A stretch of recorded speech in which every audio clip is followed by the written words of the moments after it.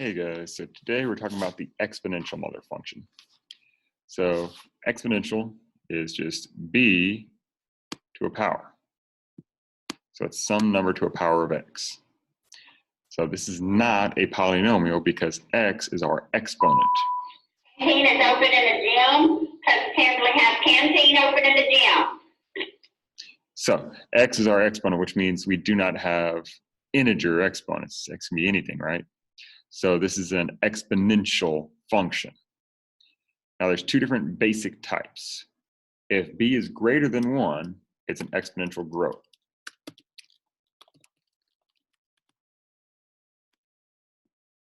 And it's an always increasing function. If b is less than 1, then it's an exponential decay. And it's a decreasing function. So you use these a lot in different sciences. Exponential growth, bacteria in a petri dish. Decay, half-life of radioactive material.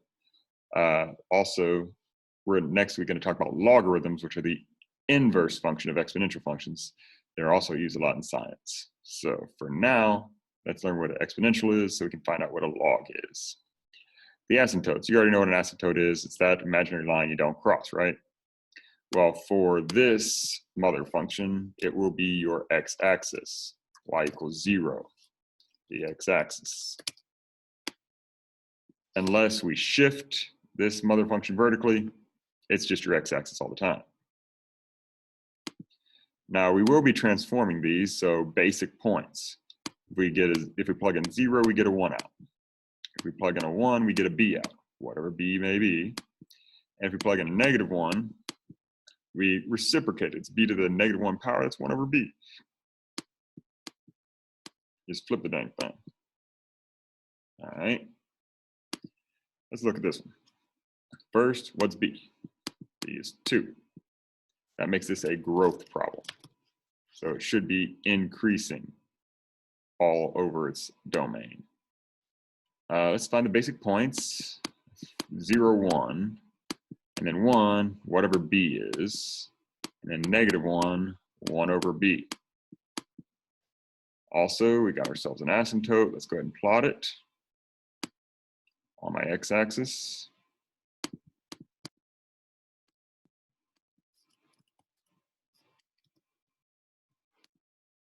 Remember, those asymptotes are dotted imaginary lines that you don't cross.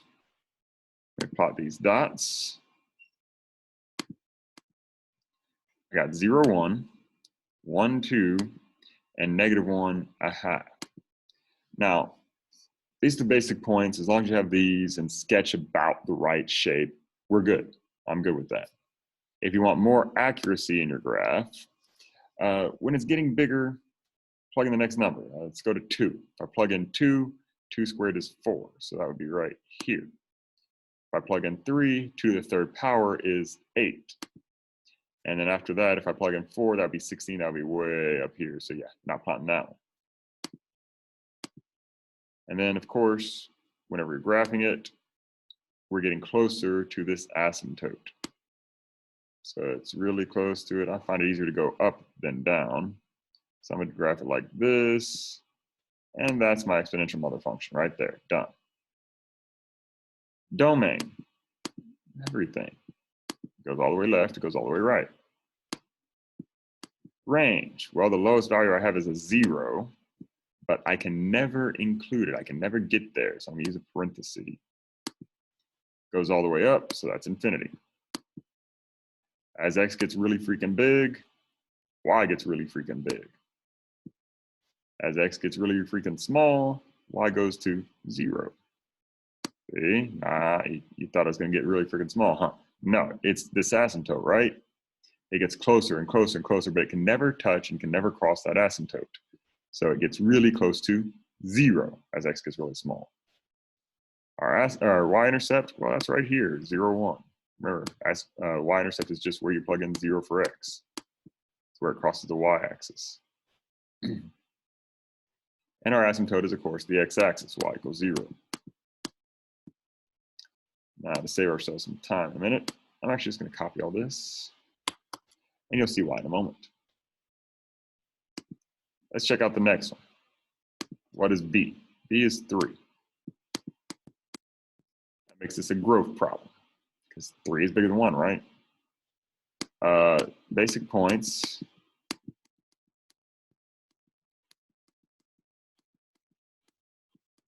Don't forget your asymptote.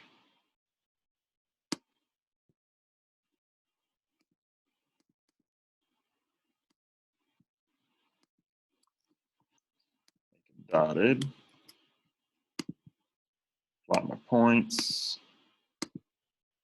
0, 1, 1, 3, negative 1, a third.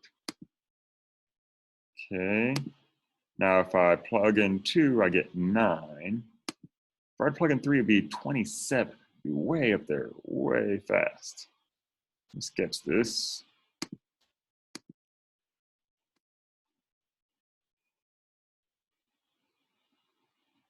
All right. So here's the thing. You just need these basic points. When you graph it, just make it look right. The further b is from 1, the more extreme your graph will be. So what do I mean by that? I mean, it's going to get closer to infinity faster. The closer to 1 your b is, the flatter your exponential equation will be. If we had just like 1.001, it would still be an increasing function, but it would be really flat. So the closer to 1 it is, the flatter it is. The further from 1 it is, the more extreme it is. And if we look, domain, all real numbers. Range, 0 to infinity. As x gets big, y gets big. As x gets small, y gets small. My y-intercept 0, 1, and my asymptote is my x-axis. It's the exact same thing as the other one. So for your basic mother function, doesn't matter what b is, all this will be the same unless you have a decay. Growth and decay have different end behaviors. And that is all the same. Let's check out the next one. So b is a half. If I'm not mistaken, is smaller than 1, so that makes this a decay problem. So I should get something that's decreasing. Got my points, 0, 1, 1/2. Hey, what happens if I do 1 over 1/2? Let's see. 1 over 1/2 is 2. Remember, we're plugging in -1 here basically, right? And all that does is raise this to -1 power. That reciprocates it. So that's going to be 2. So let's plot these points. Asymptote first.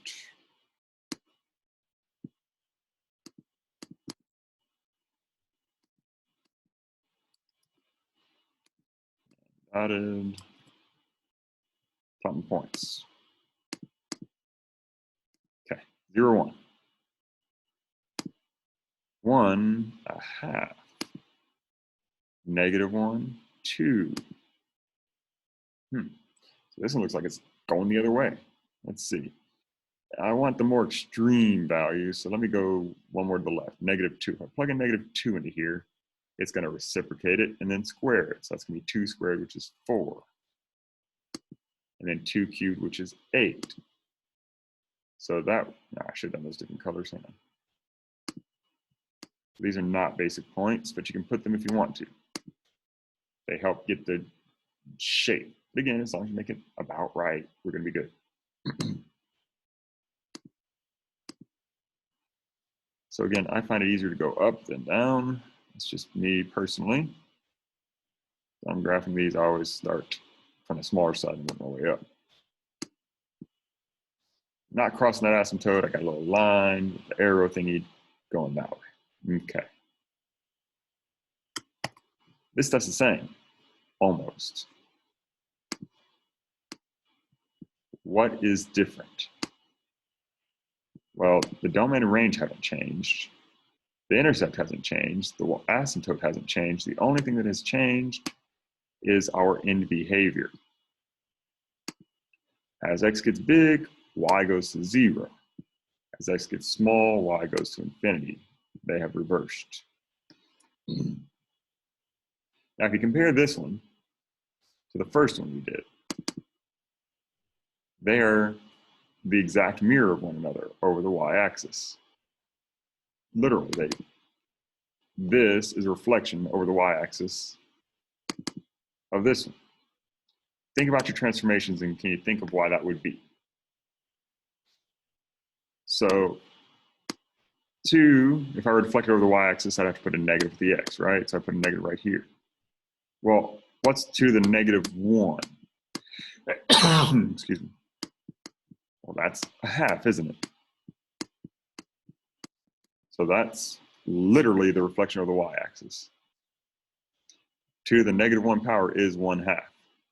So base of 2, base of a half, those are just reflected over the y-axis. Okay. Let's see if I can finish this in 10 minutes. 2/3 to the x. All right, b is 2/3. Makes this a 2/3 is less than 1. That's a decay problem. 0, 1, 1, 2/3, and if I reciprocate 2/3, I get 3/2. So grab your asymptote.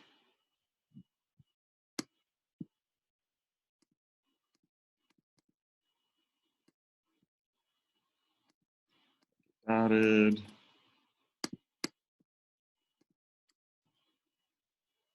And then let's plot these points. 0, 1, 1, 2/3. That's a little less than 1. Negative 1, 1.5. That's like right there. Okay, let's get this more accurate. Let's see. I'm not so great at 2/3 to a power. That's what, 4/9? What is that? I don't know. Let's just use a calculator. So it's getting bigger to the left, so let me plug in -2. 9/4, which is 2 1/4. 1/4. Wrong color. Let's go pink, rose, whatever. Okay.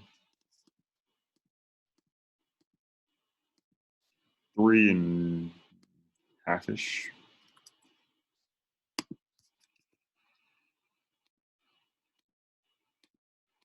-4, that's practically 5. Plug in 5. That's like 7.5. So there's 7.5 right there. If I plug in 6, that's off the graph. 11. So that's like right above that. So something like that. That's how it should look. Okay, let me graph it.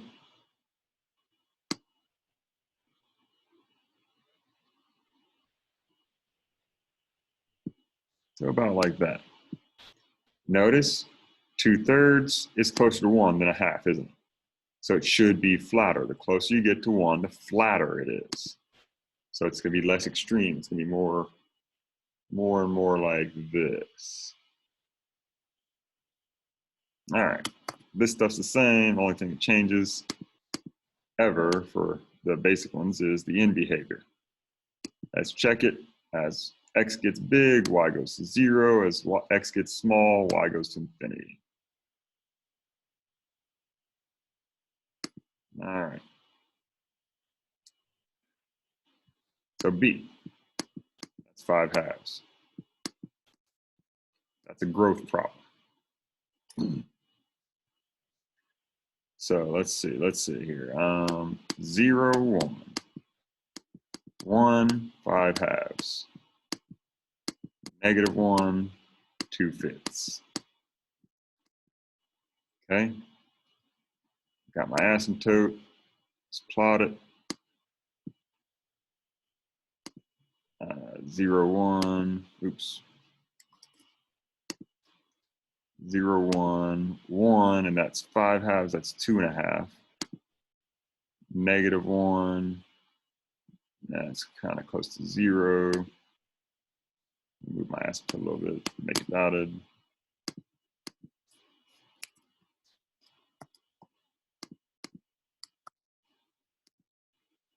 All right, so 5 halves, that's growth. It's bigger than 2, but it's smaller than 3. So I should see something that's between these two graphs. So whenever I'm grading your tests, I'm not going to be looking for exact graphs. I'm going to be comparing your graphs to each other. So just make sure, you know, if you graph really extreme for a 2, that this guy's more extreme. So something like, let's see, this, I don't know, something like that. I mean, if you want to, you can check. Let's see, if I plug in 2 into this thing,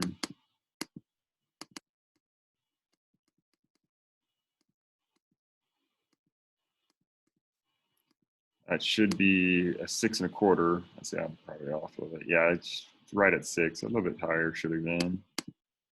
And this, well, that should have gone off. That should have gone way off. So yeah, I was a little less extreme than I needed to be, but that's okay as long as it's about right.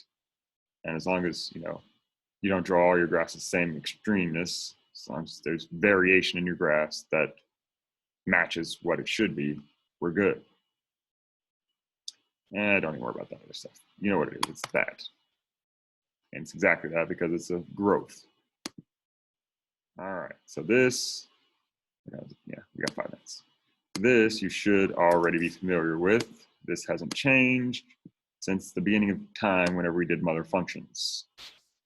This is our standard form, a times b to the x minus h plus k. H and k are your shifts. H is horizontal, k is vertical. Horizontal is always opposite of what you think. A, that's going to either reflect it if it's negative over the x-axis, because yeah, negative with the x is over the y-axis.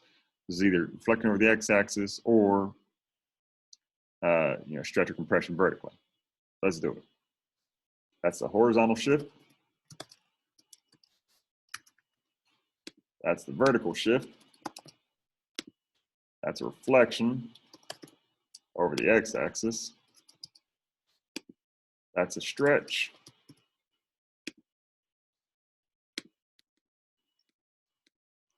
I think I spelled it right the first time. I don't even know now.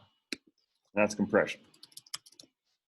How do you spell stretch? Is there a T in there? Probably. Laugh at me if you want. I know. I can't spell. My bad. Stretch. I think there is a T. All right. So first, growth or decay. 3 is my B. That's bigger than 1. So this is a growth problem with a horizontal. Oh, no. That's a vertical shift up 5. Over here, B is a 4th. That's a decay problem. Let's see, that 2. Is that a stretch? No, that's a stretch. Vertical stretch by 2. That minus 1, ooh, that's going to shift it to the right 1. Remember, it's with the x, it's opposite. Okay, let's check over these guys.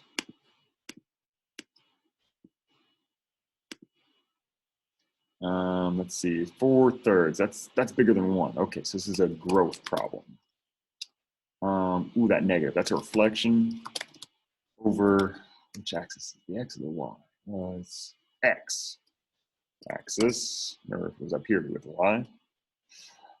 Plus 2, so that's left 2 and up 7. Oh, that's a shift, right? Yeah. Okay. Let's check this guy out. A half isn't my B. 5 is my B. Be careful. Make sure you don't try and get your stretch compression as your B. It's whatever's being raised to the power. So 5 is being raised to power. That's a growth problem. The half is a vertical compression. We're shifting it to the right 4 and down 2. Boom. We'll just do one transformation and call it a day. Probably gonna ring the bell in just a moment anyway. B is 2, so that makes this a growth problem. So, you know what? We'll do this. I'll do this next time. We'll get back to this. The end.